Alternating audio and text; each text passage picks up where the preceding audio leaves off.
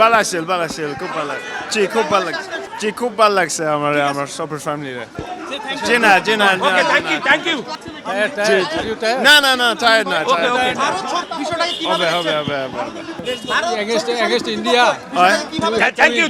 Thank you চলে গেলেন হামজা দোলন চৌধুরী তার গাড়িটি শাহজালাল আন্তর্জাতিক বিমানবন্দর থেকে টিম হোটেল ইন্টারকন্টিনেন্টালের উদ্দেশ্যে বের হয়ে গেল। গাড়ির ফ্রন্ট সিটে বসেছিলেন হামজা দোলন চৌধুরী, মুখে চওড়া হাসি। বারবার জিজ্ঞেস করা হচ্ছিল, আপনি কি ক্লান্ত? একটাই উত্তর, না আমি মোটেও ক্লান্ত নই। ক্লান্ত থাকলে বাংলাদেশ দলটাকে এগিয়ে নিতে পারবেন না তিনি।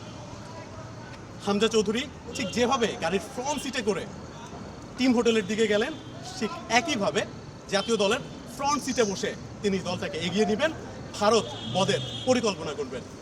আজকে সারাদিন অনেক জল্পনা কল্পনা হচ্ছিল ফামিদুলকে নিয়ে, তার দলে থাকা না থাকা নিয়ে বেশ একটা সরগরম অবস্থা ছিল বাফুফেতে। সেই সরগরমটা হয়তো খানিকটা কমিয়ে দিয়েছেন হামজা দোলন চৌধুরী। তিনি আসলেন, বাংলার মাটিতে পা রাখলেন। এখন অপেক্ষা আগামীকাল কিংস এরিনাতে তার প্রথম পায়ের ঝলক দেখার। শাহজালাল আন্তর্জাতিক বিমানবন্দর থেকে আমি মোহাম্মদ আদনান, ৭১ ঢাকা।